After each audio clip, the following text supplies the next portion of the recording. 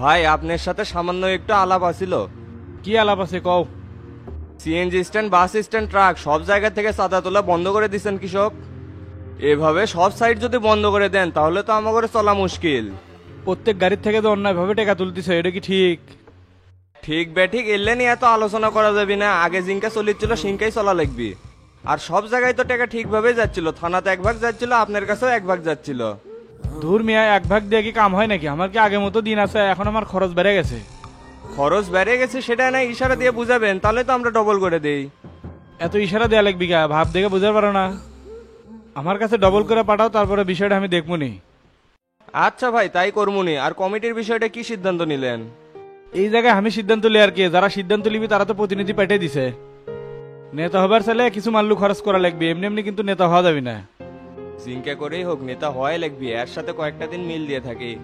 ভাই টাকা পয়সা যা লাগে লাগুক, আমি সেটা নিয়ে চিন্তা করছি না। আপনি খালি দেখেন কামটা হয় নাকি।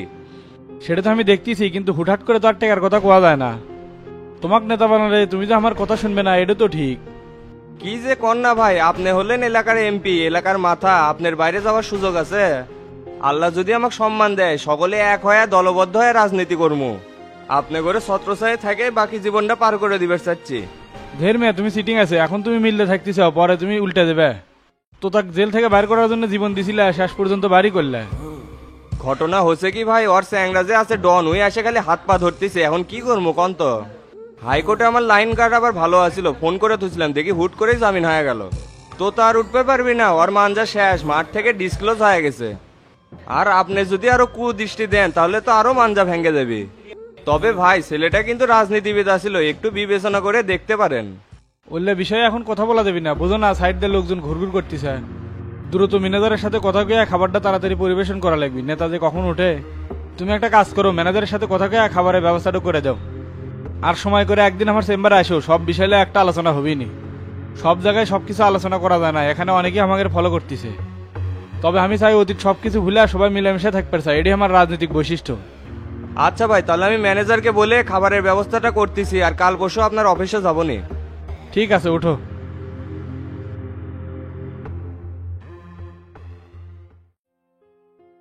ভাই আসসালামু আলাইকুম, কেমন আছেন? ওয়ালাইকুম আসসালাম, আসি ভালো। ইত্তেদারে আছেন কে? বসেন। আচ্ছা বসতেছি। তারপর কোন কি খবর? আসতে এত দেরি হলো কে? হাতের কাজ কমপ্লিট করে একবারে ফ্রি হয়ে আসলাম। সেলিম হত্যা মামলার চার্জশিটের নকল তুলছি, আর আপনার জন্য এক কপি নিয়ে যাচ্ছি। তবে চার্জশিট পরে যা বুঝলাম, তো তাকে এখানে সন্দেহমূলকভাবে রাখা হয়েছে। সন্দেহমূলক ভাবে রাখছে দেখেই তো এত তাড়াতাড়ি জামিন পেল, না হলে ডবল খুনের আসামি এত তাড়াতাড়ি ছাড়া পায়? ছাড়া পাশে তাতে কি সমস্যা? বিচারের কার্যক্রম তাড়াতাড়ি করলেই রায় চলে আসবি। দেখো মামলার চার্জশিটে কি কি বর্ণনা করছে তোমাকে শোনাই। লেখছে সেলিমকে অতর্কিতভাবে অজ্ঞাত সন্ত্রাসীরা হামলা করে, এবং বলা হয়েছে ডাক্তার জাফর পূর্বে শত্রুতার জের ধরে তাকে স্যালাইনের মধ্যে বিষ প্রয়োগ করে হত্যা করে। আর এখানে তোতা হুকুমদাতা হলেও তার বিরুদ্ধে শক্তপোক্ত কোনো প্রমাণ নেই, যার কারণে জজ সাহেবক জামিন দিয়ে দিছে। ব্যাপারটা বুঝের পাইছি, এখানে পরিকল্পনা ভাবে তোতাক বাঁচানো হচ্ছে, আর জড়িত আছে প্রশাসন। টেকা খায়ে কাজটা করে দিছে। এসপির সাথে দেখা করছিলাম, কোনো কথার অ্যান্সার দিতে পারেনি। মাথা গরম করা যাবে না, যেহেতু পুলিশ বাদী, অকরের সাথে কথাবার্তা কয়ে মামলার চার্জশিটটা চেঞ্জ করে নেওয়া লাগবে। তুমি এক কাজ করো, তোমাকে তো মিথ্যা মামলা দিয়ে জেল খাটাছে, তুমি ওর নামে একটা মানহানির মামলা করো। তুমি খালি চিন্তা করো আসামি কাক কাক করবে, তারপর আমাকে জানাও। দেখো নি, জেলও খাটা লাগবে, জরিমানাও দেওয়া লাগবে। মামলা করে দুর্বলরা, আমি কি দুর্বল নাকি? তোতার সাথে এবার মুখোমুখি অ্যাকশন হবি। মামলার লতি আনার জন্য আপনাকে ধন্যবাদ। আমি এসপির সাথে আজকে দেখা করতেছি। তাহলে এক কাজ করো, এসপির সাথে কথা কয়ে জেলখানার যা ডাক্তারের সাথে দেখা করো। ডাক্তারের মতামত পেলে আমার জন্য না সুবিধা হলো নি, আর এলে চার্জশিট পাল্টান আমার কাছে কোনো ব্যাপারই না। ঠিক আছে, তাহলে আমি ডাক্তারের সাথেও দেখা করবো নি। আচ্ছা তাহলে আজকে আমি উঠি, আর কি হয় না হয় আমাকে না জানাইও। ঠিক আছে, যান।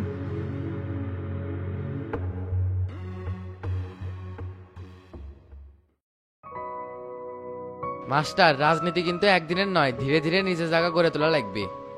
সেই জন্য নিজের একটা গ্রুপ তৈরি করা লাগবে, অন্যের উপর নির্ভর করলে চলবি না। মনে করতে হবে এটা একটা পেশা, তুমি যেমন শ্রম দিবে সেই রকমই বেনিফিট পাবে। ভাই, এখন আমার অনুসারীর সংখ্যা তো অনেক। এই বগুড়া শহরে আমার ইশারায় এখন অনেক কিছু পরিবর্তন হয়ে যায়। দলের জন্য বহুত ত্যাগ স্বীকার করছি, এই জন্য সংসার চাকরির কোনো সময় দিবার পারি নাই। এই বগুড়া শহরে পরিচ্ছন্ন রাজনীতিবিদ খুঁজলে আমাকে ছাড়া আর কাউকে পাবেন না। আপনারা যদি আমাকে নেতা বানান আমি অবশ্যই সংগঠনে চাঙ্গা করে রাখবো। ক্ষমতা দেওয়ার মালিক হচ্ছে আল্লাহ, এখানে কে নেতা হবি বলা বড় মুশকিল। আমাদের কাছে যতগুলো সিভি জমা পড়ছে সবগুলোই ভালোভাবে পর্যবেক্ষণ করিচ্ছি। তবে এবার যে নেতা হবে তাকে অবশ্যই সৎ, যোগ্য ও পরিশ্রমী নেতা হতে হবে। আমি দলের জন্য কি করছি আর কি করতে পারবো সেটা সবাই জানে। আমি গ্রুপিং রাজনীতি করি না, সবাইকে নিয়ে দল আরো গতিশীল করতে চাই। ধরো তোমার কমিটিতে রাখা হলো না, মানে প্রেসিডেন্ট সেক্রেটারি কিছুই বানানো হলো না, সেক্ষেত্রে তোমার ভূমিকা কি থাকবে? আমার ভূমিকা দলের প্রতি এবং কর্মীদের প্রতি সমমানই থাকবি। পরবর্তীতে যাতে আবার নেতা হইবার পারি সেই প্রস্তুতি নিমু। আমাকে যদি দলে না রাখা হয় তবুও আমার আদর্শের বিচ্যুতি হবে না। দেশের জন্য দলের আদর্শ নিয়েই কাজ করে যাব। ছাত্র জীবন থেকে এই দলের সাথে আমি সম্পৃক্ত, এটা আমার আবেগের জায়গা, ভালোবাসার জায়গা। যদি পেশার প্রতি মনোযোগ দিতাম তাহলে আজ আমি হেডমাস্টার হয়ে যেতাম। ভালোবাসার থেকে এই সংগঠনে কাজ করি, সেই জন্য কোনো জায়গায় বেশি সময় দিবার পারি না। নেত্রীর ভাষ্য হচ্ছে এবার বগুড়া জেলা কমিটির কোনো ছাড় হবে না, অনেকবার কমিটিতে ঠকে গেছি। তাই সৎভাবে চলেন, কপালে থাকলে সম্মান অবশ্যই পাবেন। ভাই কোনো সিস্টেম মিস্টেম করে হবি না। ধরেন যে কোনো যদি কোনো লাইন থাকে, আপনাদের যদি কোনো ডিমান্ড থাকে বলতে পারেন, আমি রাজি আছি। এত জিলাপির মতো প্যাঁচ না মারে যা গবেন খুলাগন। আমি কিন্তু এখানে বেশিক্ষণ থাকবো না, লাঞ্চ করে রংপুর রওনা দেব। খোলা কথা বলতে কি ভাই, যদি কোনো টাকা পয়সা লাগে তাতেও আমি রাজি আছি। আমার দীর্ঘদিনের স্বপ্ন ভাই জেলার সভাপতি হওয়া। তুমি এই বিষয়ে এমপির সাথে কথা বলো, আর আমার নাম্বারটা নিও, এই নাম্বারে ফোন দিও। আর প্রস্তুতি নাও, দেখা যাক কি করা যায়। তাহলে ভাই চলেন একসাথেই লাঞ্চ করি। আচ্ছা চলো।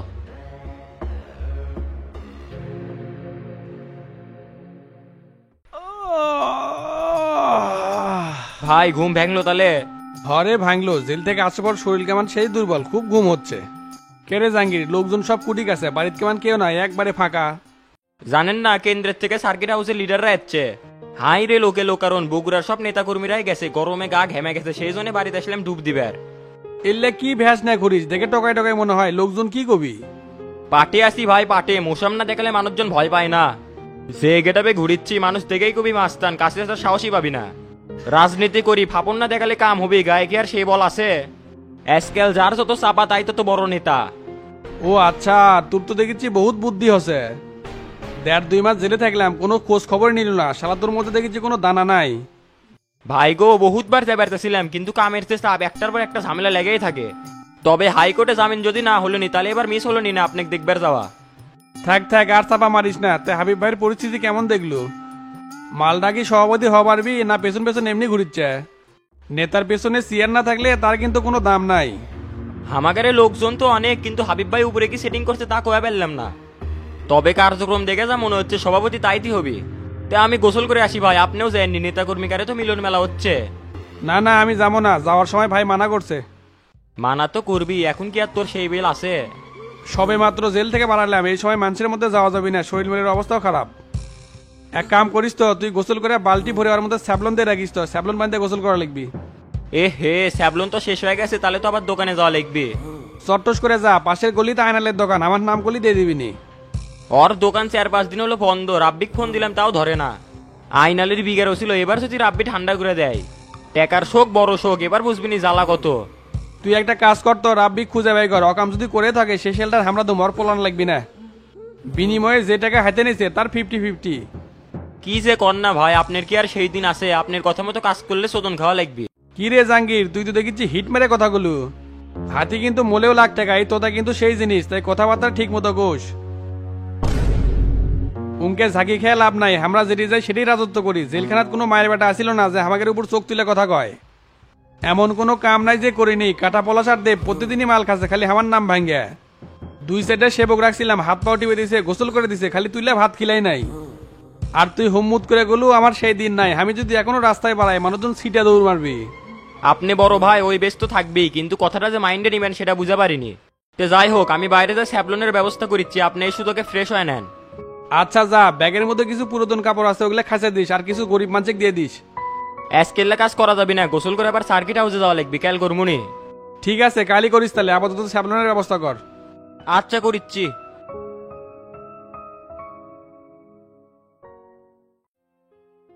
কি খবর বারে, অনেকদিন পর বাসাত, আজকাল কমা তোমার খবরই পাওয়া যায় না। খুব চাপের মধ্যে আছি তো, তা শামসু ভাই কুটি অফিসে গেলাম, সেটি দেখলাম না। ওস্তাদ যে কুটি সেটা তো আমিও কুবার পারলাম না, বগুড়া বিলেই গেছে নাকি? কি হচ্ছে, কোনো সমস্যা নাকি? আমাকে কবের পারো? হালকা এলে সমস্যা হচ্ছে, দোকানের সিঙ্গার রাব্বি 5 দিন হলে খুঁজে পাচ্ছি না।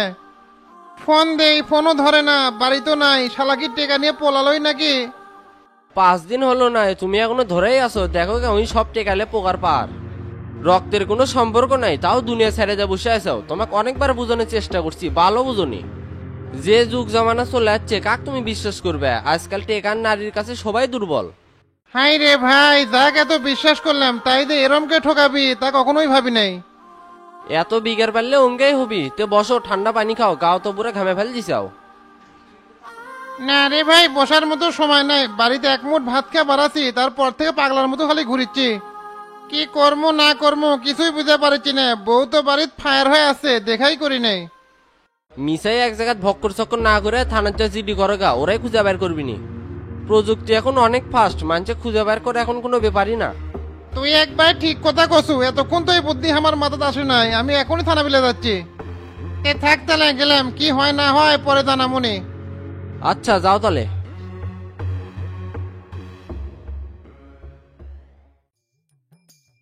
ক্যারে পলাশ, বিশ্রাম না নিয়ে সার্কিট হাউস বিলে চলে যাচ্ছ কি জন্যে? তোতা ভাই একাই আছে, কখন কি লাগে না লাগে তার কি ঠিক আছে? আমি কি সামসাগিরি করার জন্য রাজনীতি যোগ দিছি? ওই কাম করবি জাহাঙ্গীর। আর বিশ্রামের কথা করছু, জেলে ভিতরে শুয়ে থাকতে থাকতে মেরুদণ্ড ব্যাকা হয়ে গেছে, আর কত বিশ্রাম নেবো? 2-4 দিন জেলে থাকছু তো ওই জন্য কিছু বুঝা পারিস না। আমার মতো বছর পর বছর থাকলে ভাব বুঝা পারলো নি। তোর চাপা শক্ত আছে, মানুষজন কিছু দেখিস না, যেটি সেটি যে কোনো কথা কোস। তোর চাল চলন দেখে যেটা বোঝা যাচ্ছে, তোর জন্য তোতা ভাই আবার বিপদে পড়বে। ধরবে কোনো বিপদ না, এবার আমার জন্য টাকা কামাই করে পারবি। রাজনীতি যখন ঢুকছি বসে থাকবো না, মাঠের কাজ করবো। কাম সারছে রে, কাটা পলাশ দেখে বড় রাজনীতিবিদ হয়ে যাচ্ছে। তে হাবিব ভাইয়ের সাথে দেখা করছো না বাইরে খালি ঘোরাফেরা করছো? না রে, ভাইয়ের সাথে তো এখনো দেখা করিনি। তে ভাই কুটি আছে? এমপি কেন্দ্রের লিডার আর হাবিব ভাই একসাথে আছে। তুই যে সাক্ষাৎ করলে ভাই খুশি হবি নি। উটি তো সুযোগ পাই কঠিন। তে উটি কি জামো? তুই কি করবো না করবো সেটা তোর ব্যাপার, আমি কি কমো? একই গ্রুপের লোক হয়ে তুই যদি দুর্ব্যবহার করিস তাহলে হবি। মনোযোগ দিয়ে রাজনীতি করবার চাচ্ছি, তোতা ভাই কথা দিছি, তোরা পাশে থাকলে উৎসাহ পাই। তাহলে এত কথা না কে মুখটা বন্ধ করে আমার পিছে পিছে ঘুরে, তাহলেই হচ্ছে। আচ্ছা মুখ বন্ধ করলাম, তাহলে কুড়ি যাওয়া লাগবি। চুপ কর, আবার কথা কয়, ওটি দাঁড়িয়ে থাক।